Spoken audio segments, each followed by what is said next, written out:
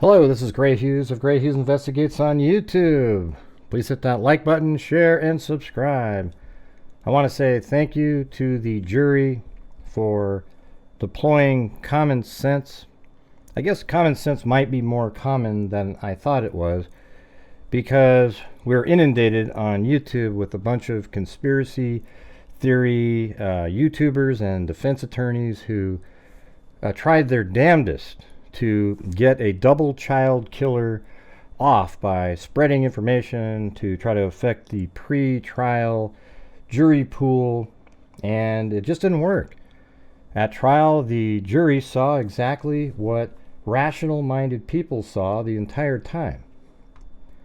And what that is they probably were able to determine that Richard Allen is Bridge Guy.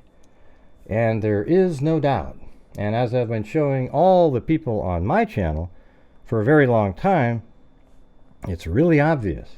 At 12:43, the three girls, there was actually four of them on the trail, were at the bridge. They walked this way and they stopped at 126 at the bench. And the whole time that they were at the park, they didn't see Richard Allen, who claimed to have been there during that time frame, 12 to 1:30, when he lied after being questioned in October of 2022. Richard Allen's vehicle drives by the Hoosier Harvest Store here at 127 just after the girls took that picture at the bench. Then Richard Allen then parks his vehicle at the abandoned CPS building, and he says he walks to the Freedom Bridge, and then he passes three girls. Those three girls saw him, and he saw them. Richard Allen, back in 2017 on the 16th of February, came forward after seeing his image in the papers or on social media the day before. Law enforcement put out the image of Bridge Guy from Libby's phone the day prior. So obviously on the 16th, he got a hold of law enforcement. He went into the station, turned in the tip that he was there, and what he saw three girls, and he admits to getting there at 1:30 and leaving at 3:30.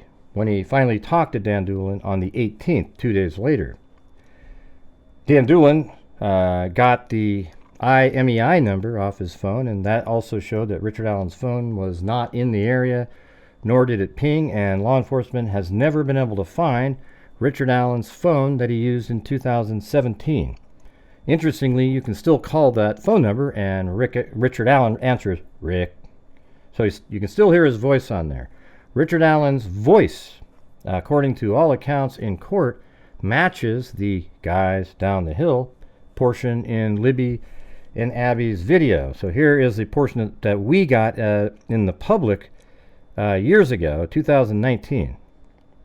It's right here. So you can see I placed him on a background image. These aren't people in the scene with Richard Allen back here. The square that you can faintly see is what he is in. So here we go. We play that, and there's the Bridge Guy. They give us 2 seconds, and you look at that, and let's go back here, so it's a little bit bigger. You can see he's propping something up with his right hand underneath that jacket. That's likely the gun. His left hand is in his jean pockets, etc. And then at the end, you can hear his voice. So let's play that. You'll hear it here in a second.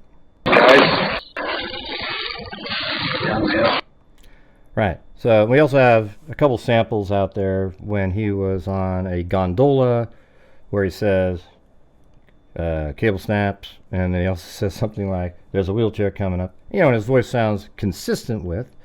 But according to everybody who watched the trial or was actually there, said that when he was being interrogated, you could tell his voice sounded very similar to those samples of Bridge Guy.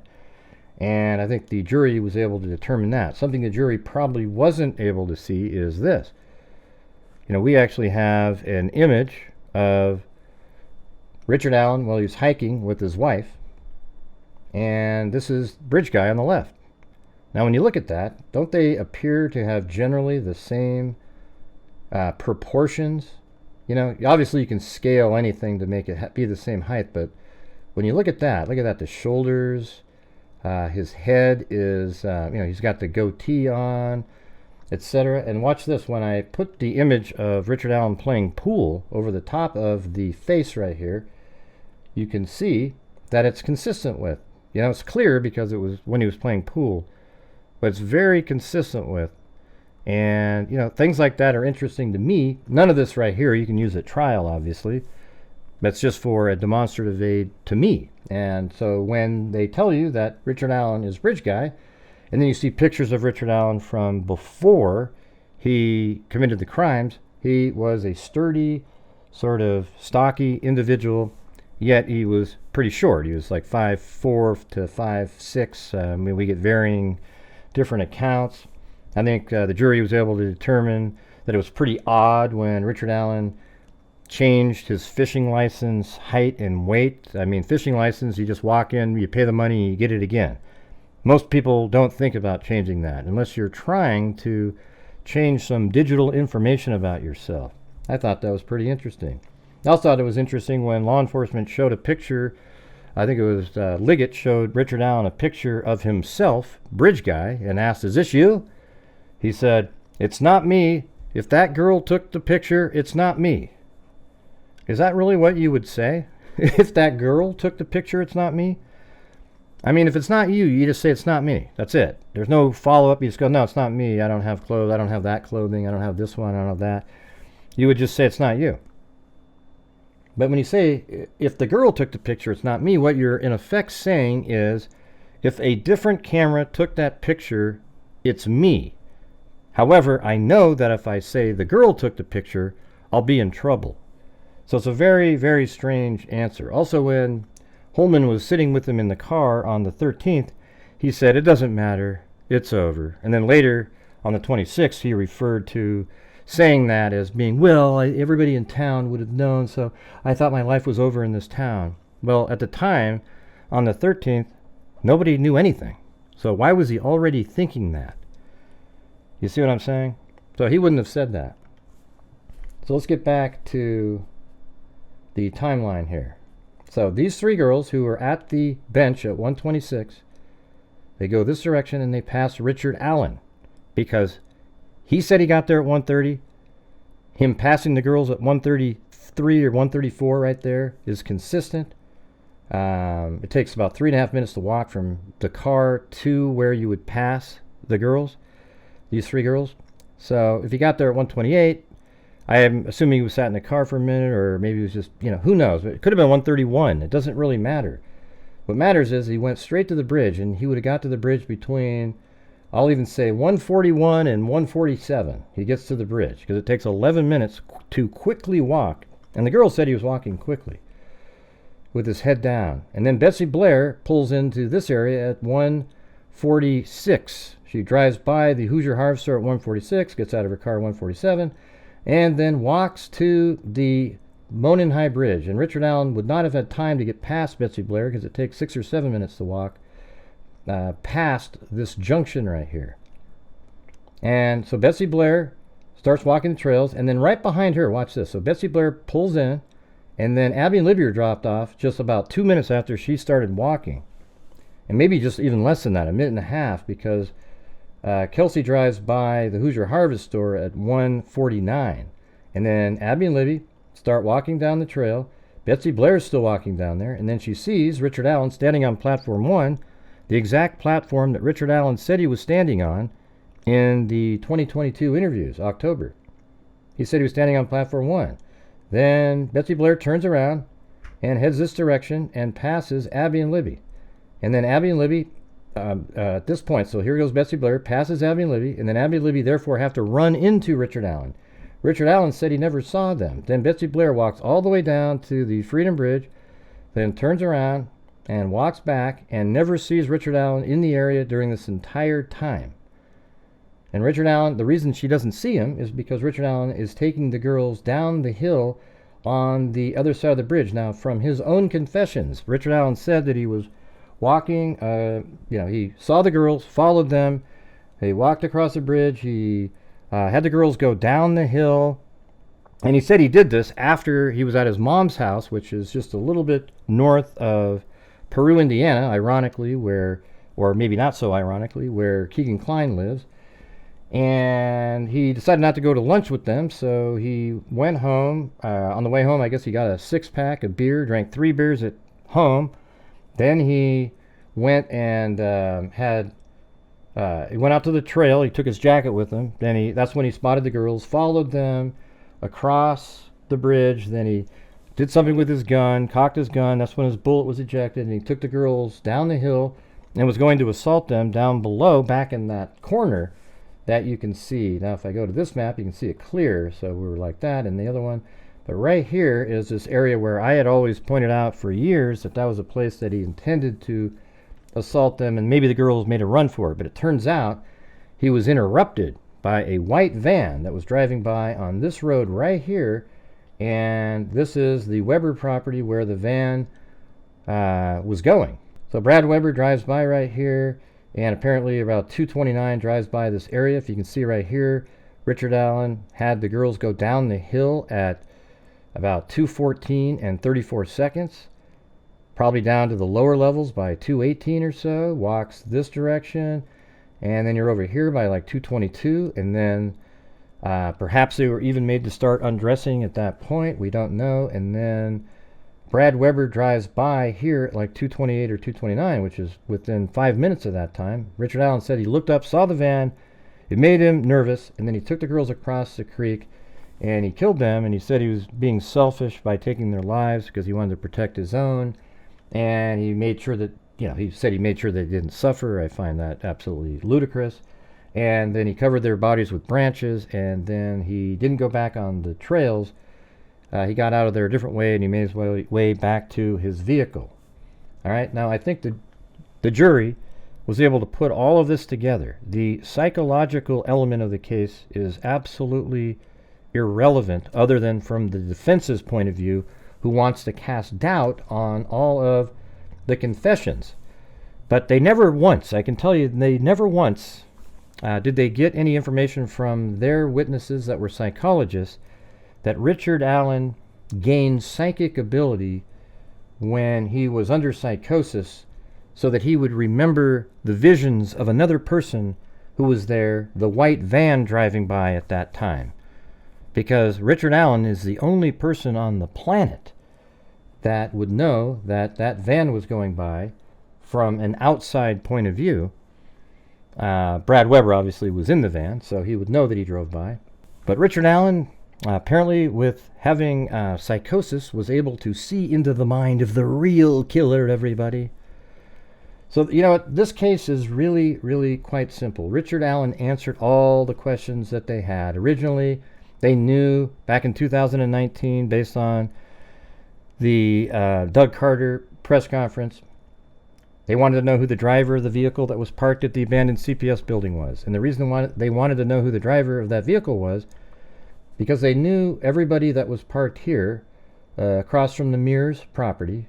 I mean, I think this is still their property even right here. But this parking area right there is where most of the time people would park. And they accounted for all of these vehicles. They also have a camera here, and they saw that, you knew where Betsy Blair, they knew when she drove by, they knew when Kelsey drove by, they also knew when Bree and her friends were there. They have the photograph at the bridge at 12:43, they have the photograph at the bench at 1:26, and they also have the girls saying they remember seeing a man coming in just as they were approaching the Freedom Bridge over here. So they had all that information, and they knew that there was a car backed into the CPS building. So they probably assumed that the person that backed in is who these 3 girls saw. And then they also believe, since the descriptions are similar, and they said that the person they saw was the person in Libby's video, that they assumed the same thing because Betsy Blair said the same thing. Her description and memory was a little different, but when shown a picture, she goes, "Yep, that's the person I saw."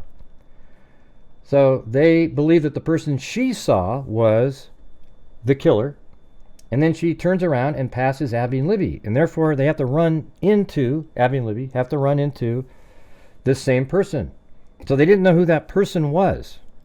And then there was a bullet left at the crime scene. They didn't know who left that bullet there. And guess what, man? Richard Allen answered every single one of those questions. This case is so obvious, it's almost scary. And the jury, I'm sure it was, I think it was probably difficult for one or two of them because they're just like, I don't know, you know. And I think those are the people that these scumbag attorneys did on the side to try to sell to the public that Richard Allen, it wasn't him, it was these Odinist people, and it really is. It's disgusting what they did. They put out this Odin document meant for the public to see. The first paragraph even words it that way, like, hey, if you're not aware of this case, check this thing out. And then it tries to make things seem really complicated, talking about one single solitary man acting alone with dexterity. It's ridiculous, you guys. Absolutely insane what they put out there. And it worked, though. A lot of the conspiratorial-minded nut jobs on YouTube who cover true crime, I wouldn't call them true crime YouTubers. I call them sort of drama, whatever the hell you want to call them. And these defense attorneys out there spreading the news around like they're really onto something. What an embarrassment. 12 zip. They got crushed, okay? And the reason is because these 12 people sat around, looked at the evidence, and it proves that Richard Allen is guilty. Unfortunately, you have a lot of people that watch some of these irresponsible YouTubers out there that put out information that isn't really true or analyze it in a way that spins it towards their narrative. You just got to look at it and go, man, this is sick, all right? So I want to say thank you to the jury out there. You absolutely got it right. Don't let any of these whack job creators out there try to get a hold of you and manipulate you into thinking something differently because they're wrong. And the reason that the Odinist information wasn't allowed at trial is because the defense had no information linking anyone to the crime scene. Richard Allen, however, is linked to the crime scene.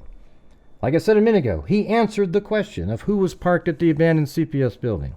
He answered the question of who Bree and her 3 other friends saw.